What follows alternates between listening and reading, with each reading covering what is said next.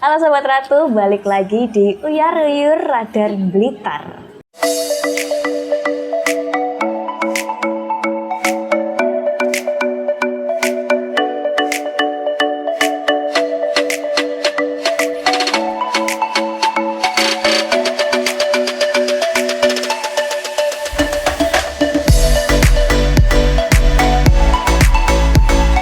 Tapi hari ini tidak sama Mbak yang satunya. Kali ini sama saya Intan Puspitasari. Mungkin agak asing kalau di Radar Blitar, cuman di Radar Tulungagung banyak. Silakan nonton Radar Tulungagung ya. Dan di Uyar Uyur kali ini aku dolan ke salah satu ini mbak-mbaknya cantik ya, wirausahawan cantik dan juga pegawai negeri, gitu ya kan Mbak, pegawai negeri. Iya. Nah, ini tuh dia bisnisnya hijab, bisnisnya sangat perempuan sekali, girly sekali, dan beliau sudah ada di sini. Ada Mbak Novita Ike Triyuliani. Halo Mbak. Iya, selamat. Dadah dulu Mbak, kamera Mbak. Iya. Mbak Novita Ike Triyuliani ini adalah owner dari Medina Hijab. Iya. Ya, yang ada di Blitar. Di Blitar sendiri udah ada 2 outlet ya Mbak ya? Di Blitar, di sini ada di Blitar Kota, terus sama ada satu lagi outlet di Wlingi. Di Wlingi. Iya. Sama-sama dekat rumah sakit ya? Kalau di Wlingi itu malah di rumah sendiri Mbak. Awalnya malah di Wlingi. Ini tuh malah cabang kedua. Oke. Nah, kita nanti akan menilik ya cerita di balik bagaimana sih Mbak Novita ini bisa membangun usahanya sampai kayak gini. Karena aku tuh sangat seneng gitu, karena kan sama-sama perempuan tuh aku seneng banget mendengarkan cerita inspirasi gitu dari sama-sama perempuan gitu ya. Kita mulai dulu dari mungkin ini ya, latar belakang dulu, seperti membuat skripsi ya. Kan dimulai dari latar belakang dulu. Mbak Novita ini asli Blitar berarti? Asli Mbak. Asli Blitar. Asli Blitar. Kalau Blitar boleh Kabupaten tapi. Oke, daerah mana? Daerahnya tepatnya di Wlingi, di kecamatan. Oh, yang di rumah itu ya, Iya. berarti yang di outlet pertama. Oke, asli Wlingi. Dan dulu pendidikan atau kuliahnya? Teknik sipil Mbak aku. Sudah biasa. Iya. Kuliahnya apa, tapi menjajaki dunia bisnisnya di apa? Enggak apa-apa. Tapi ini ya Mbak ya, Mbaknya S2 Teknik Sipil. Guys, S2 Teknik Sipil tapi berbisnis hijab. Enggak apa-apa. Tapi mungkin kita mulai dulu dari ini Mbak ya. Mbaknya dulu tuh awalnya bikin bisnis berarti setelah kuliah atau gimana, ceritanya gimana dulu? Awal itu aku kan ini Mbak ya, orangnya emang nggak bisa diem ya, kayak selalu mengeksplor. Aku kan kalau diem di rumah kayak suntuk, nggak bisa ini ya Mbak. Makanya kayak orangnya tuh nggak bisa kalau hanya diem, terus gampang suntuk, terus biasa apa istilahnya kalau wanita itu apa? Bosenan nggak bisa diem. Istilahnya aku memutuskan, karena itu waktu aku punya anak pertama itu masih umur sekitar 7 bulan, itu aku memutuskan kuliah lagi. Akhirnya kan udah dulu pernah kerja juga di Jakarta, terus aku hamil, aku pulang Mbak, terus akhirnya habis lahiran, terus akhirnya aku memutuskan untuk kuliah S2 sesuai kan, soalnya aku dulu kan juga kerja di Jakarta tuh di proyek ya. Kerja di proyek, jadi nggak itu tuh nggak memungkinkan kalau kita punya anak, apalagi kalau di Jakarta itu kita berangkat pagi pulang malam kayak gitu. Dan itu tidak baik untuk mengasuh anak, udaranya, terus di sana itu lingkungannya kayak gitu. Aku aja perjalanan tiap hari itu 1 jam, padahal cuman berapa kilo gitu, cuman 5 kilo itu bisa 1 jam Mbak. Karena ya macet terus hektik ya Jakarta. Kalau di Jakarta. Terus akhirnya aku hamil, memutuskan untuk pulang. Setelah melahirkan anak mungkin sekitar 7 bulan, aku memutuskan untuk kuliah S2 sesuai bidangku di awal kan teknik sipil ya. Mungkin aku di awal tuh memutuskan, oh aku pengen ngajar aja yang mungkin kalau jadi dosen itu lebih fleksibel kali ya gitu. Terus aku kuliah lagi reguler di Universitas Brawijaya. Oke, terus anak jadi tiap Senin sampai Kamis itu di Malang, anak di Blitar, suami di Jakarta. Waduh, itu baginya gimana itu Mbak? Ya, tapi di rumah sini ada orang tua ya? Ada, bisa di Wlingi itu ada. Di Wlingi. Jadi emang kondisinya itu kita LDR semua, anak, suami, itu anak pertama itu. Kemudian ya karena apa ya, punya anak ya Mbak, kan ya kebutuhan banyak. Dan saat itu kan suami juga menekankan gimana, aku tuh dulu awalnya malah nggak ada modal sama sekali. Bener-bener dari nol, maksudnya kayak ya gimana caranya uang misalkan kayak 500.000 itu bisa kamu puterin cukup buat sebulan istilahnya kayak gitu kan. Awalnya kayak gitu, terus aku berpikir kan, aku waktu itu mungkin hidayah dari berhijab kali ya Mbak ya. Aku waktu itu tuh belum berhijab kayak gitu. Jadi kayak dibukakan pintu rezeki itu dari aku mulai berhijab kali ya. Terus waktu kuliah aku tuh belum berhijab, maksudnya kayak kadang pakai jilbab, copot, hijab, copot kayak gitu kan. Istilahnya masih belum istiqomah. Iya, belum istiqomah kayak gitu. Terus, nah kebetulan tuh aku punya kenalan temanku tuh, dia apa ya? Dia beli kain kayak gitu, terus dia ngerawis sendiri di Malang sana. Dia ngerawis dengan, ayo bantuin jualin hijabku kayak gitu. Itu teman kuliah ya berarti? Bukan teman kuliah. Jadi kayak kenal, kita Oke. kenal kayak gitu. Terus aku sering beli hijab di dia, terus aku juga ternyata temanku banyak yang, oh bagus, kok murah kayak gitu kan. Akhirnya berawal dari iseng-iseng titipan teman-teman kayak gitu kan. Terus akhirnya sini aku bantu jualin kamu yang istilahnya yang produksi gitu kan. Dia ngerawis sendiri, motong kain sendiri kayak gitu. Awalnya dari itu, waktu booming-boomingnya hijab rawis ya Mbak waktu itu. Terus akhirnya aku nyoba ngejualin produk dia, ternyata banyak pesanan. Terus dari modal yang hanya ratusan ribu kayak gitu.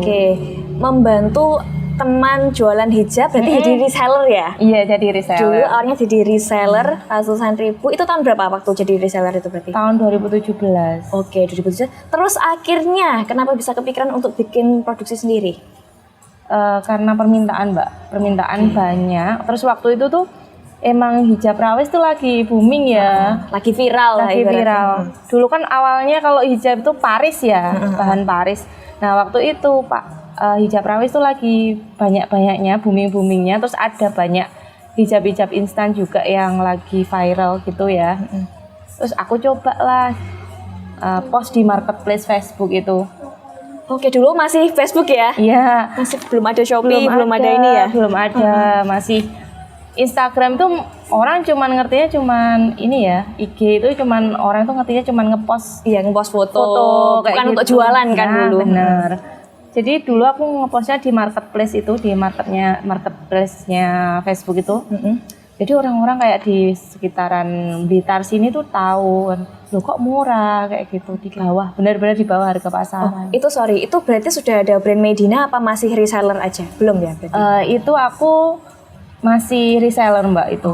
Jadi aku masih ambil punya orang kayak gitu. Terus awalnya itu kita kan ini ya Mbak ya, maksudnya namanya juga online ya. Kita kan upload di marketplace. Banyak orang Mbak kalau mau ambil barang itu kan mesti janjian ya. COD, terus dia datang ke rumah kayak gitu. Terus akhirnya lama-lama banyak orang yang minta offline, Mbak ada yang offline dong, menetap gitu. Jadi kalau sewaktu-waktu ambil, kita beli kayak gitu lebih enak. Terus akhirnya dengan di samping rumah itu ada garasi ya, cuman kecil mungkin Mbak, mungkin sekitar 3x5 kalau nggak salah itu. Dulu awalnya buat garasi motor, terus akhirnya aku coba lah buka outlet, dan itu hijabnya yang dijual cuma satu item kok. Hijab rawis itu. Oke, rawis, terus akhirnya di situ ya di Wlingi itu bikin buka, terus akhirnya gimana respon masyarakat? Ya mungkin awalnya sih Mbak dari orang tua mungkin kayak gini, kok kamu jualan hijab kayak gitu, sekolahnya S2 tapi kok jualan hijab kayak gitu kan, ada seperti itu sih kadang itu. Tapi aku ya coba lah, memang siapa tahu kayak rezekinya di situ kan. Aku orangnya tuh kalau nggak benar-benar apa ya, nggak gampang menyerah gitu loh. Ini ada apa ini, mesti mengeksplor lagi kayak gitu, belajar terus kayak gitu. Nah awal dari situ aku sendiri mbak yang nunggu, jadi kadang buka tutup kayak gitu kan, namanya juga aku sambil kuliah kan mbak, buka tutup ya offline ada, tapi kan sering buka tutup akhirnya dibantu sama kakak ipar aku. Oke, kakak ipar berarti juga di rumah ya? Di rumah. Itu dibantu jualin. Jadi nunggu toko gitu. Nunggu toko kayak gitu. Terus ya karena aku kan kuliah mbak ya tiap Senin sampai Kamis, terus dibantu nunggu toko ya wis, istilahnya apa ya, untuk gajinya juga masih dia Ya, pun secukupnya lah ya. Jadi bantuin itu bersyukur sih udah dibantu kayak gitu. Dulu awalnya juga aku sebelum buka offline mbak itu keliling mbak juga, keliling nawarin. Jadi bawa barang gitu di Kresek waktu aku jadi reseller sebelum kita buka offline di store gitu. Aku juga nawarin di sekolah, di temanku, terus kakak iparku juga kan dulu guru kan.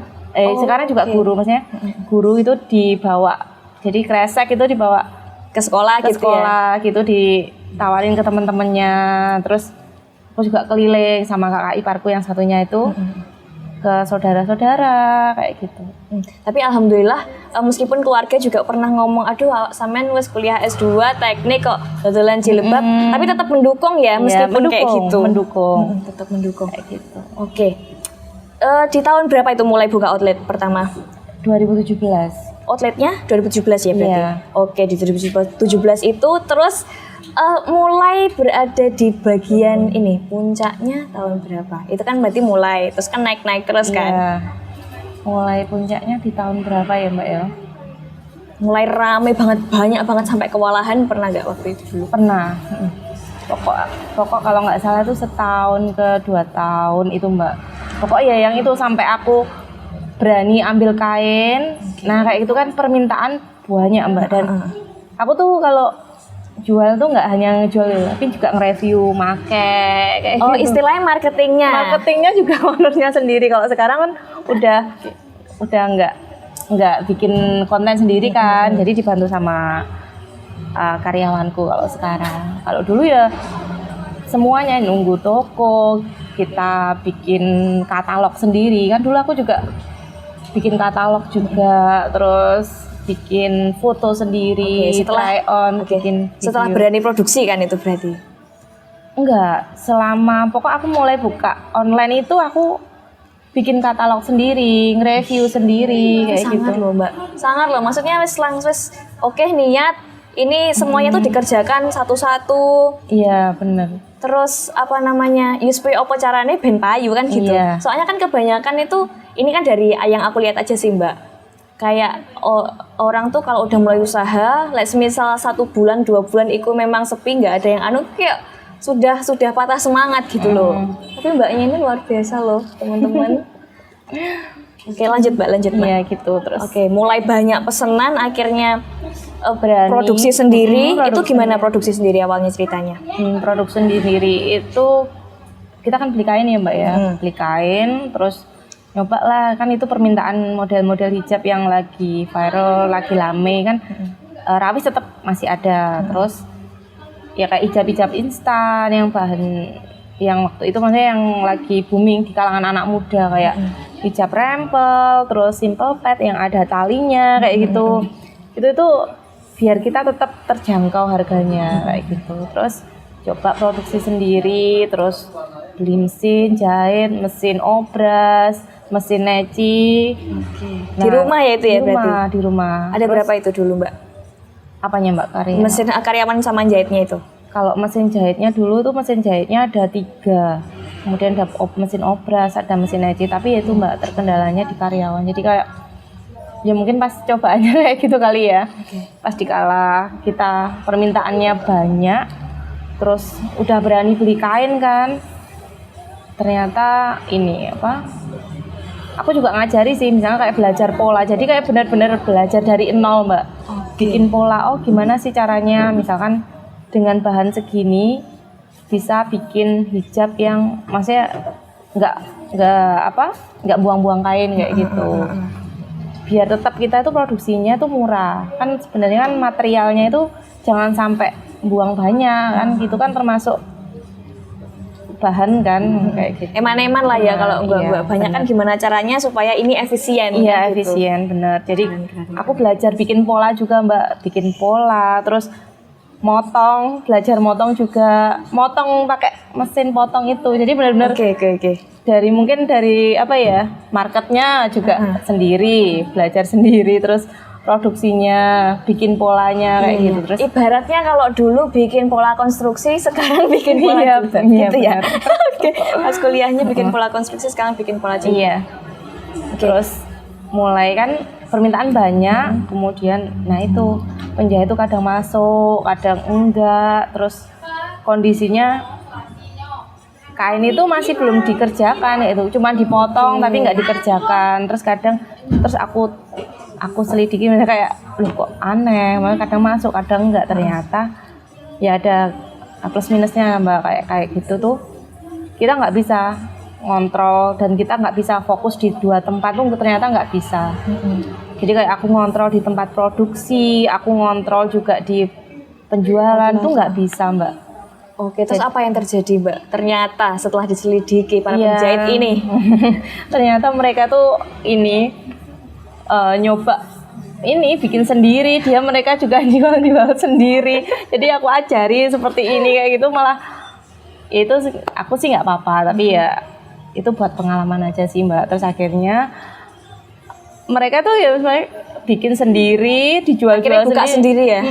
Iya, buka sendiri, beneran Mbak. Itu beneran, aku kan ke rumahnya kan ya. Oh ternyata bikin sendiri. Dan Iya, nggak pamitan, nggak ini berarti Mbak, waktu itu? nggak apa-apa. Tapi aku tetap, kalau aku sih Mbak, prinsipku nggak apa-apa. Wong itu juga toh rezekinya dia kan. Maksudnya di akunya tuh nggak ada yang rasa sakit atau gimana. Tapi kok cuman kecewanya, toh aku pun diamin kan Mbak. Aku mau buka sendiri. Aku juga bikin sendiri. Tapi yang penting dia tanggung jawab sama pekerjaannya kayak gitu toh. Itu kan rezekinya dia toh Mbak. Aku tuh nggak ada yang rasa sama dia itu kayak Istilahnya, aduh kok wes tak kei iki ujung-ujung buka dewe iya, gitu. itu nggak ada sama sekali. Ya memang ya itu memang dianya sendiri. Dan sama juga mungkin mikirnya ya wes aku juga bagi ilmu kan atau hal yang baik gitu ya. benar. Oke, berarti setelah itu akhirnya kan mereka bikin sendiri, karyawan berarti udah ya ada kalau gitu atau gimana? Ada sih, terus Masih akhirnya ada karyawan. tetap, tapi kan namanya juga kalau karyawan itu ada yang keluar satu kan, kayak ada provokator kayak gitu kan biasanya. Akhirnya kalau keluar semua. Iya, akhirnya keluar. Terus ya Terus itu nggak ada yang jahit kalau gitu? nggak ada yang jahit. Terus akhirnya aku kan dari marketplace kan tadi aku coba tawarin ada nggak misalnya di marketplace Facebook itu, aku coba cari konveksi yang bisa ngerjain jilbab di Blitar sini ada apa enggak gitu. Terus akhirnya ada yang kontak di sekitar Kanigoro sini Mbak, dia mau nerima itu jahitanku, masih dalam bentuk kain potongan loh Mbak itu. Dia akhirnya mau ngerjain ini jilbabku itu. Nah semenjak itu udah selesai kan ya masalahnya, selesai semua mesin-mesin tadi aku jual semua. Akhirnya udah benar-benar nggak produksi lagi di rumah. Jadi fokus untuk ngejual aja waktu itu. Oke. Berarti setelah itu akhirnya wis mandek produksi ya? Iya. Oke, terus habis itu gimana? Kan kayaknya itu tahun-tahun 2000 berapa Mbak waktu itu? Itu sekitar. Itu udah pandemi atau belum? Belum. Belum. Itu kebarengan juga waktu aku. Jadi aku waktu itu pusing Mbak. Oke. Kebarengan aku tesis juga. Jadi tesisku sempat berhenti beberapa bulan karena fokus dengan usaha itu. Jadi kebarengan sama tesis, kebarengan sama tes CPNS, kebarengan sama usaha yang amburadul. Jadi kayak semuanya tuh di kala daun-daunnya itu kebarengan semua. Aduh, aku wis kuat aku, tapi Mbak sangat strong. Oke, berarti setelah itu akhirnya selesai satu kan? Iya. Terus akhirnya tes CPNS itu. Iya, tes CPNS. Dulu di mana? berarti? Dulu jadi tesnya pegawai? di Malang, Mbak. Kebetulan kan aku kuliah juga di Malang. Jadi untuk tesnya itu juga nggak terlalu jauh kan untuk dijangkaunya. Kan aku pas kebetulan kuliah di Malang, tesnya juga di Malang. Waktu yang gelombang pertama. Tapi dapat kerjanya di Blitar. Iya. Kantornya di Blitar ya. Iya, dulu. memang kan formasinya di Blitar gitu. Oke, formasinya. Terus akhirnya tetap lanjut usahanya. Lanjut usahanya. Tapi menjual dulu awalnya masih jual-jual setelah Iya, jual habis produksi gitu. itu. Iya, jual terus. Nah, aku kepikiran kan suami kan kerjanya kan di Jakarta kan. Nah, itu waktu itu gimana kalau kamu bantuin aku belanja. Jadi Oh ini ya bapaknya. cowok iya. Gak apa-apa ya disuruh belanja ya. Suami siaga. Terus Iya. gimana? Ya gitu terus di waktu kan suamiku kan kerja di ini ya di kontraktor kan di Jakarta itu. Jadi Senin sampai Sabtu dia kerja di kantor. Kalau Sabtu sore ke Minggu itu dia belanja jilbab di Tanah Abang. Oke. Jadi kayak gitu. Oke, Jadi siap. perjuangan lah kayak ayo kamu yang belanja nanti aku yang ini yang ngejualin kayak gitu. Jadi nggak ada rasa gengsi atau apa. Ya wis, namanya juga merintis usaha kan. Merintis usaha. Ya, Betul. Sabtu Minggu. Jadi tiap Sabtu Minggu tuh diluangin waktu buat belanja. Jadi yang belanja tuh benar-benar Oke, berarti itu Mas barang jadi ya? iya barang jadi. Terus akhirnya tetap berarti belum punya produk sendiri kan setelah kemarin setelah, collab sedikit itu ada iya, masalah terus akhirnya jual-jual terus akhirnya tadi soalnya sempat cerita juga mbaknya akhirnya gimana caranya supaya bisa produksi lagi itu sampai ke Bandung teman-teman ya mencari Iya. tempat yang ini buat beli kain sama buat produksi bener Iya, nggak ya? bener. Gimana itu ceritanya?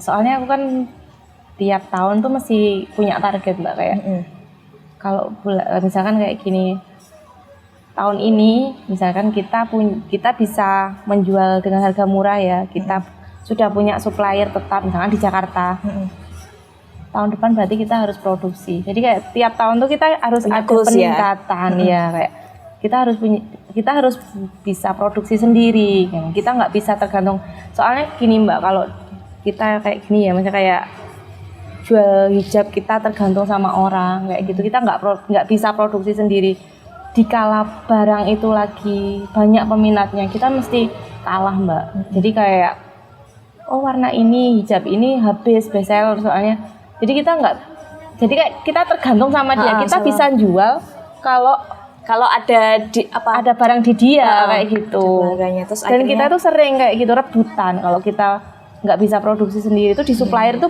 rebutan sama iya sama yang lain-lain sama juga yang ya lain, kan. sama penjual yang lain juga kayak gitu jadi kayak yang aku rasain kalau kita ambil di supplier itu kita ketergantungan barang jadi ketika betul padahal itu barang itu lagi dibutuhin sama orang kayak gitu mesti ditanyain itu terus aku terkendalanya itu mesti misalkan aku kontak si supplier A barangnya udah ready belum ini lagi ini kayak gitu jadi Karena kayak aku nggak akan bisa jual kalau si supplierku habis kayak gitu loh Mbak jadi terkendalanya di situ akhirnya kita nggak bisa jual seperti ini terus kita juga nggak bisa ketergantungan barang sama orang kita kalau nggak ada barang berarti kita nggak bisa jual dong kayak gitu terus akhirnya aku memutuskan kita nggak bisa seperti ini jadi akhirnya kita harus produksi sendiri jadi sebagian barang yang best seller kayak gitu kalau bisa kita produksi sendiri.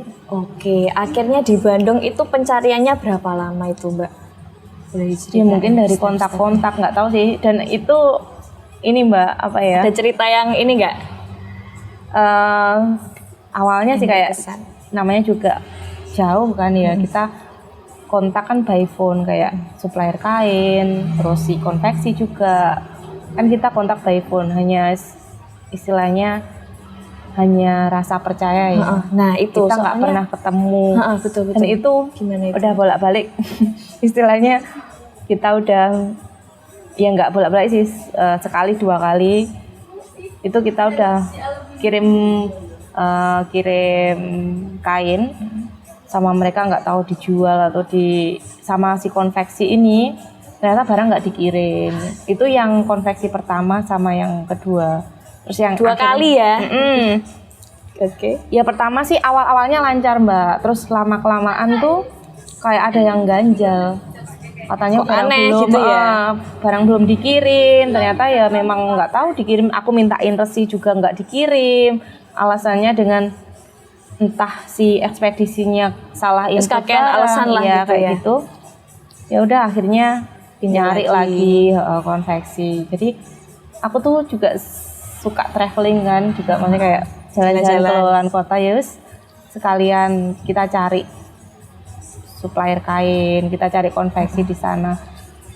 Dan sampai sekarang akhirnya kita ketemu sama konveksi yang di Bandung itu, ya sudah percayalah kita udah ketemu sama orangnya langsung, terus produksinya kayak gimana, dia juga bikin kain juga. Oke. Jadi dia selain konveksi dia Paket juga lengkap ya?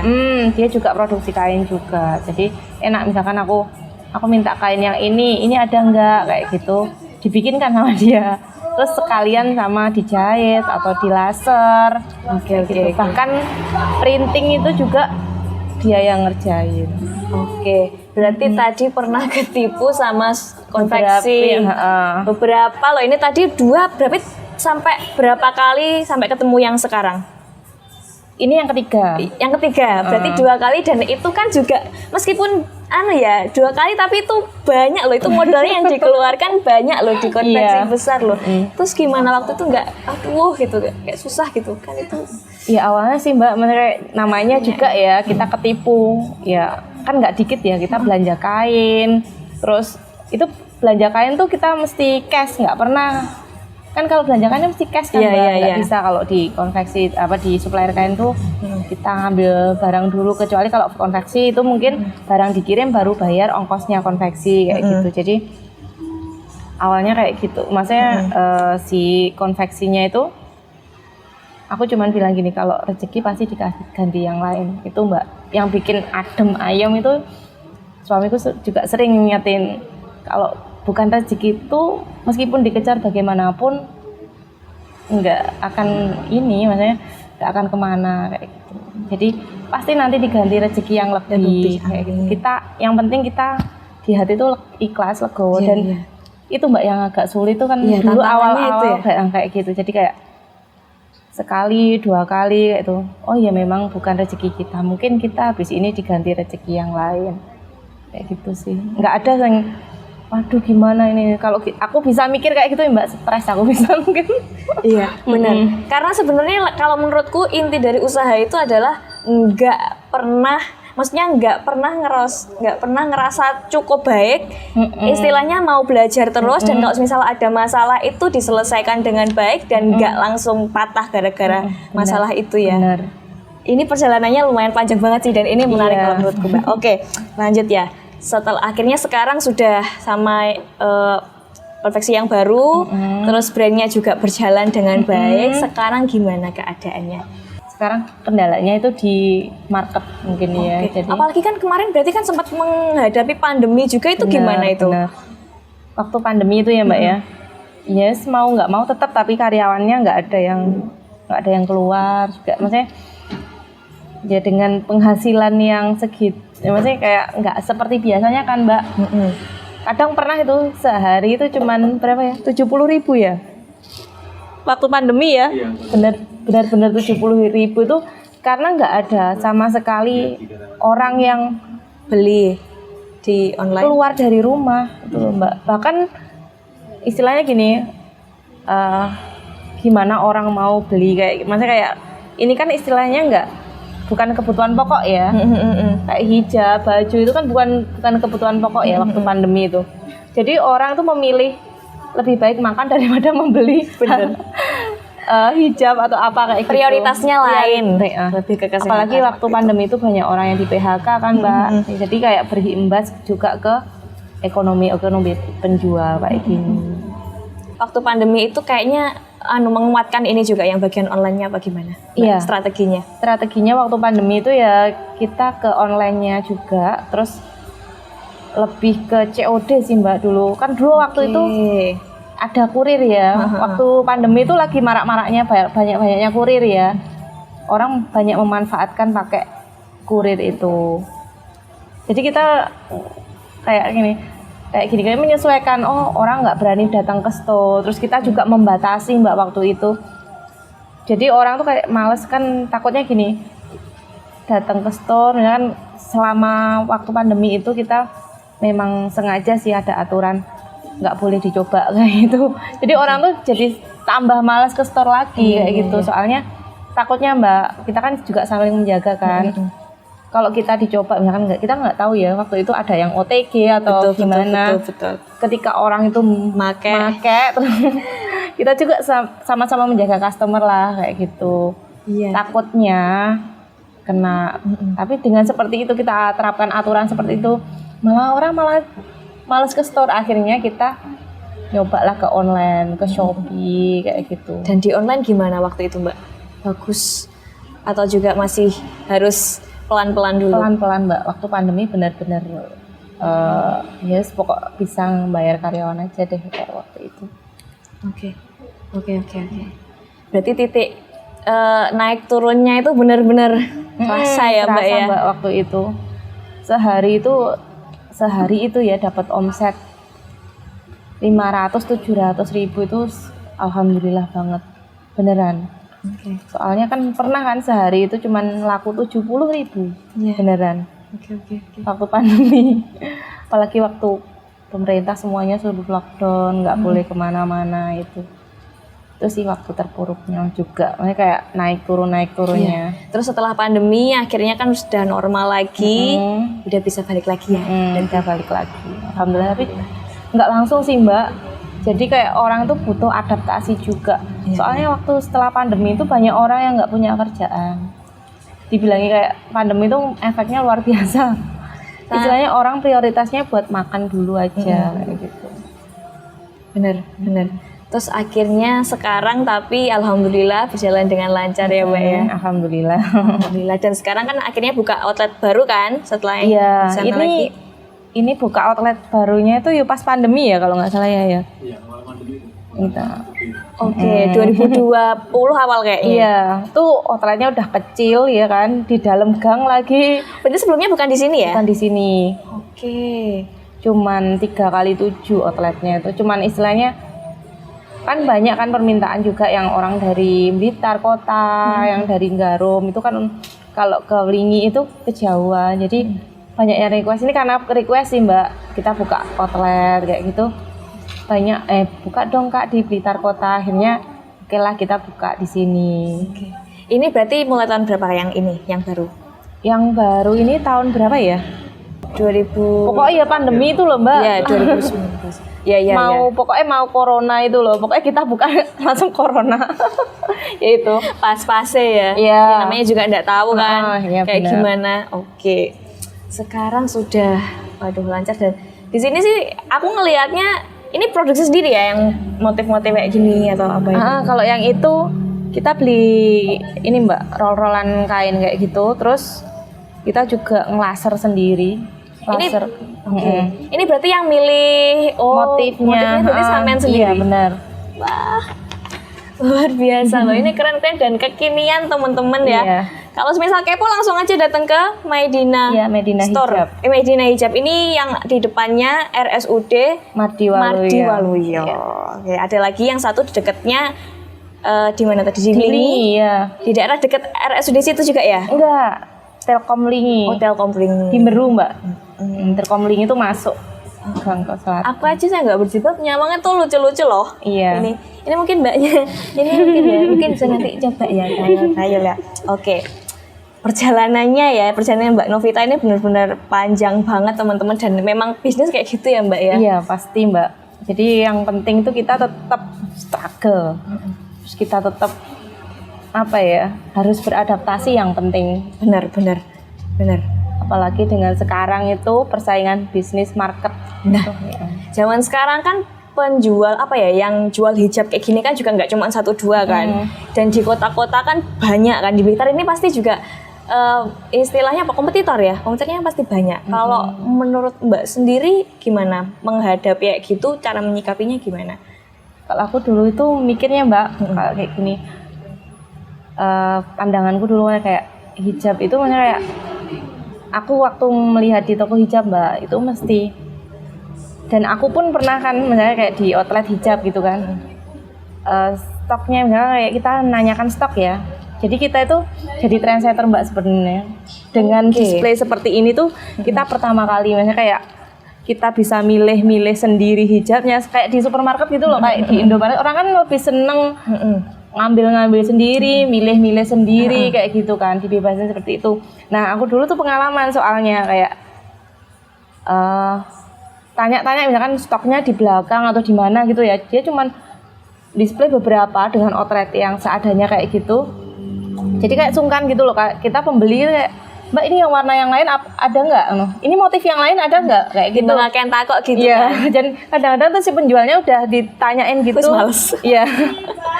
Oh berarti kayaknya lebih enak. Orang tuh nyaman belanja hijab tuh bisa pilih-pilih sendiri, bisa milih warna sendiri kayak gitu. Jadi kadang-kadang orang-orang juga misalkan bawa outfit dari rumah gitu udah sambil tinggal dicocokin, nyocok nih gitu tinggal ya. nyocokin warna atau modelnya kayak gitu aja sih. Berarti nggak takut ya sama persaingan ya Mbak Novita? Ya insya Allah. Yang penting menjaga originalitas kan di sini. Iya benar gitu. Oke, menjaga originalitas dan kualitasnya ya Mbak. Iya benar. Aku nomor satu tuh kualitasnya Mbak. Jadi kalau bisa itu orang belanja di sini tuh nggak kapok gitu. Betul. Soalnya yang paling susah itu kita kualitasnya tetap stabil itu loh Mbak yang bikin. Benar. Karena kan dia pelakunya kan nggak cuma sedikit sebenarnya kan itu kan masalahnya. Gimana caranya menjaga kualitas? Sebenarnya di semua usaha gitu ya Mbak kayaknya ya. Iya benar. Kualitas itu harus nomor satu, nggak sing kayak sing penting dodol, nggak kayak Iya, gitu enggak. kan konsepnya. Oke, ini perjalanannya panjang banget dan aku setelah ini kayaknya merasa semangat ya kayaknya. Soalnya aku tuh emang tipikalnya orang tuh kadang kalau misal udah menghadapi satu hal masalah cilik, masalah kecil gitu aja aku langsung tahu gitu. Tapi melihat Mbak Novita ini keren banget. Dan ini Mbak sama yang terakhir ya, ini kayaknya karena waktu juga semakin siang, ini sekaligus juga sebagai penutup gitu. Kalau dari Mbak Novita sendiri, apa sih punya pesan nggak atau ya motivasi gitu buat teman-teman yang juga sedang ingin berbisnis? Ya itu Mbak yang penting kalau orang bisnis itu nggak gampang berpuas hati lah. Betul. Jadi nggak, aku misalkan kayak gini, daganganku udah laris nih, udah misalkan udah pembelinya udah banyak kayak gitu. Jangan berpuas dulu. Jadi kita harus tetap mengeksplor, kita harus tetap belajar. Jadi semakin kita belajar tuh semakin banyak kita yang nggak tahu Mbak. Bener. Jadi kayak semakin kita belajar, kita mempelajari satu, ternyata aku banyak nggak taunya sebenarnya. Ternyata ada yang ini bisa gini, bisa gitu. Jadi aku gimana sih caranya market, misalkan kayak gitu. Sekarang kan persaingan apalagi di toko offline kan Mbak. Kalau kita hanya mengandalkan toko offline itu kayaknya nggak memungkinkan untuk zaman sekarang. Kita lebih ke online. Terus konten, ide konten bisnis, terus sekarang lagi live. Jadi kita harus benar-benar beradaptasi dengan kondisi market yang ada. Betul. Jadi kalau kita hanya mengandalkan offline itu kayaknya toko-toko yang dulu pun mungkin udah pada tutup ya Mbak ya. Karena mereka udah berpuas hati kayak gitu loh. Kayak kita di sini aja, kita dengan offline kita nggak mau ikuti perkembangan zaman, kita udah cukup kayak gitu. Padahal kalau kita mau mengikuti explore ya, itu banyak kan toko-toko. Padahal dulu misalkan kayak dulu jual baju ruame ini, tapi mereka nggak mau beradaptasi seperti itu. Jadi kalau mau beradaptasi dengan persaingan bisnis yang ada sekarang, kita banyak yang nggak tahunya kayak gitu. Jadi harus banyak belajar Mbak. Nah itu dia teman-teman ya pesan-pesannya buat kalian yang pengen buka usaha. Yang penting tadi jangan berpuas diri, harus selalu mengikuti perkembangan zaman, harus mau belajar supaya nanti bisa istilahnya sustain. Iya. Oke, terima kasih Mbak Novita. Iya, atas sama-sama. waktunya hari ini. Aku dapat banyak ilmu sekali ya, dan semangat juga. Ini menambah semangat aku supaya aku enggak malas-malasan lagi. Iya. Gitu. Terima kasih banyak. Sama-sama. Dan ada nggak ini kayak kata-kata atau motonya Medina gitu? Kalau motonya Medina itu inspirasi OOTD hijab masa kini. Oke, inspirasi OOTD Hijab masa kini. Jangan lupa teman-teman untuk follow Instagramnya Medina Hijab ya, Mbak. Namanya apa? Medina Hijab. Medina Hijab, dan juga ada Instagram, ada apa lagi? Ada Instagram, ada akun Shopee sama akun TikToknya juga. Oke, sama ya namanya Medina Hijab. Iya, sama. Oke, jangan lupa buat ngintip-ngintip di situ, barangkali kamu cocok sama hijab. Nah, kalau misal pengen langsung ke offline store-nya juga ada di mana, Mbak? Di Jalan Kalimantan, Kota Blitar, di depan RS Mardiwaluyo, Kota Blitar. Nah, itu dia teman-teman. Terima kasih sekali lagi Mbak Iya, Novita. sama-sama. Jangan lupa untuk nonton terus Uyar Uyur Radar Blitar, karena di situ akan ada konten-konten yang menarik lainnya bareng host yang asik. Salah satunya saya. Oke. Terima kasih. Bye bye teman-teman. Sampai jumpa di konten berikutnya. Dadah dong, Mbak. Iya.